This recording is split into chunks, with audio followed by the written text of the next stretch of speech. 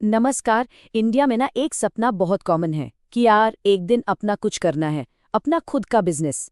कोई जॉब कर रहा हो या कॉलेज में हो, ये ख्याल तो मन में आता ही है ना।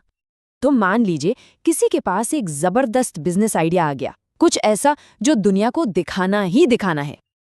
लेकिन आइडिया के बाद जो पहला स्टेप होता है ना, ज्यादातर लोग वहीं आके थोड़ा कंफ्यूज हो जाते हैं। मतलब इस सपने को असलियत में बदलने के लिए कौन सा लीगल स्ट्रक्चर चुने, ये बहुत बड़ा सवाल है और बहुत जरूरी भी। तो चलिए आज इसी कंफ्यूजन को दूर करते हैं। हम इंडिया में मौजूद 5 मेन बिजनेस स्ट्रक्चर्स को समझते हैं, ताकि कोई भी अपने आइडिया के लिए एकदम सही रास्ता चुन सके।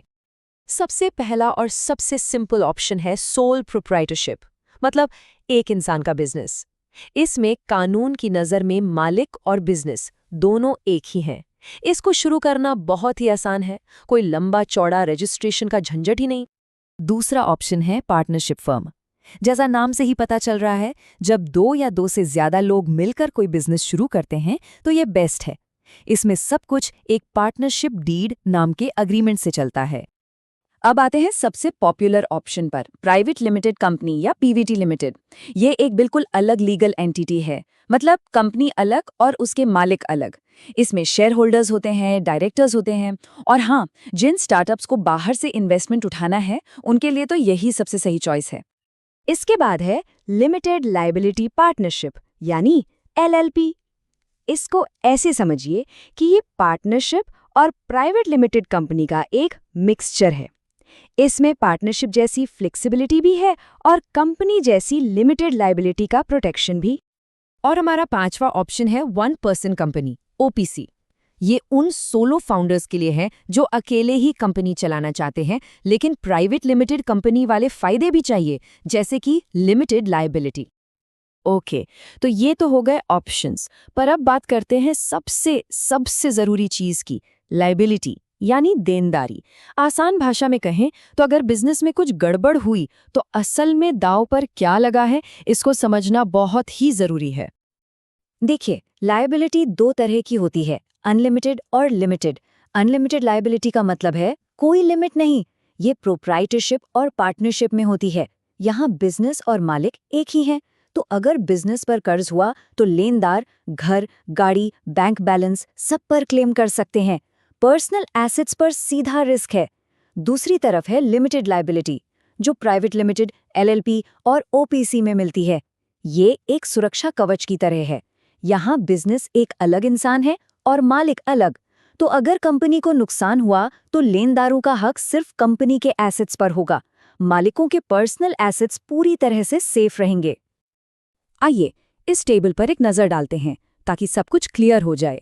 लायबिलिटी प्रोप्राइटरशिप और पार्टनरशिप में अनलिमिटेड, बाकी सब में लिमिटेड। मेंबर्स की बात करें तो प्रोप्राइटरशिप में सिर्फ 1, पार्टनरशिप में 2 से 20, एलएलपी में कोई अपर लिमिट नहीं और प्राइवेट लिमिटेड में 2 से 200 तक। रजिस्ट्रेशन प्रोप्राइटरशिप के लिए जरूरी नहीं, बाकी के लिए हाँ, एमसीए के पास। और टैक्स प्रोप्राइटरशिप में पर्सनल इनकम टैक्स स्लैब लगता है, जबकि बाकी सब में करीब 30% का फ्लैट रेट है। तो अब सवाल ये उठता है कि किसी के बिजनेस के लिए, उसके एम्बिशन के लिए कौन सा स्ट्रक्चर फिट बैठता है। चलिए इसको थोड़ा और आसान बनाते हैं। अगर कोई अकेले ही कुछ शुरू कर रहा है, जैसे कोई छोटी मोटी दुकान, कोई क्लिनिक या अपनी कंसल्टेंसी, तो सोल प्रोप्राइटरशिप से बेहतर कुछ नहीं, सिंपल और सीधा। लेकिन अगर कोई सोलो फाउंडर है और बिजनेस में रिस्क थोड़ा ज्यादा है, मान लीजिए कोई बड़ी फ्रेंचाइजी ले रहे हैं और अपने पर्सनल एसेट्स को सेफ रखना है, तो फिर 1 पर्सन कंपनी यानी ओपीसी एक स्मार्ट चॉइस है। अच्छा, अगर बिजनेस में पार्टनर्स हैं या एक स्टार्टअप बना रहे हैं तो क्या करें? देखिए, अगर अभी सिर्फ आइडिया को टेस्ट करना है, एक एमवीपी बनाना है, तो पार्टनरशिप फर्म से शुरू करना अच्छा रहता है। इसमें कंप्लायंस का झंझट कम होता है। पर जैसे ही बात फंडिंग उठाने की आती है या टीम को ईएसओप्स देने की या फिर बड़ी कंपनियों के साथ काम करने की, तो फिर प्राइवेट लिमिटेड के अलावा कोई और ऑप्शन नहीं है। ये इंडस्ट्री स्टैंडर्ड है। और हाँ, जो प्रोफेशनल सर्विस फर्म्स हैं जैसे सीएज या लॉयर्स की फर्म, उनके लिए एलएलपी एक बहुत अच्छा स्ट्रक्चर है, क्योंकि उन्हें आमतौर पर बाहरी इन्वेस्टर्स की जरूरत नहीं पड़ती। यहाँ एक बहुत काम की टिप है, इसे ध्यान से सुनिए। कई लोग सिर्फ करंट बैंक अकाउंट खोलने के चक्कर में जीएसटी रजिस्ट्रेशन करवा लेते हैं। ये गलती मत कीजिएगा। जब तक आपका टर्नओवर 40 लाख के पास ना पहुंचे, जीएसटी की जरूरत नहीं है। फालतू के खर्चे और कंप्लायंस से शुरुआत में जितना बचे उतना अच्छा है। अब एक बोनस पॉइंट, एक ऐसा बिजनेस स्ट्रक्चर जिसके बारे में ज्यादा लोग बात नहीं करते, लेकिन ये खास तौर पर फैमिली बिजनेस के लिए एक कह सकते हैं टैक्स बचाने का सुपर वेपन है। सोचिए ऐसे बिजनेस के बारे में जहां पूरा का पूरा परिवार एक साथ काम कर रहा है। क्या उनके लिए कोई स्पेशल स्ट्रक्चर है? बिल्कुल है। इसे कहते हैं हिंदू अनडिवाइडेड फैमिली या HUF। ये एक बहुत ही यूनिक लीगल एंटिटी है। ये हिंदू, सिख, जैन और बौद्ध परिवारों को ये सुविधा देती है कि वो एक यूनिट की तरह मिलकर बिजनेस चला सकें। और इसकी असली सुपर पावर है टैक्स सेविंग। कैसे? समझिए, इनकम टैक्स डिपार्टमेंट की नज़र में HUF एक अलग इंसान है। उसका अपना अलग पैन कार्ड होता है और उसे भी वही सारे टैक्स स्लैब के फायदे मिलते हैं जो एक इंडिविजुअल को मिलते हैं। मतलब अगर एक परिवार में 4 कमाने वाले लोग हैं तो HUF बनाकर वो इफेक्टिवली 5 टैक्स पेयर बन जाते हैं और इससे ओवरऑल टैक्स का बोझ काफी कम हो जाता है। ठीक है, अब जरा खर्चे की भी बात कर लेते हैं। किस स्ट्रक्चर को शुरू करने और चलाने में कितनी लागत आती है, ये जानना भी तो जरूरी है। देखिए, कॉस्ट और कंप्लायंस के मामले में एक सीधी सी सीढ़ी है। सबसे नीचे है सोल प्रोप्राइटरशिप, जिसमें खर्चा और सिरदर्दी लगभग 0 है।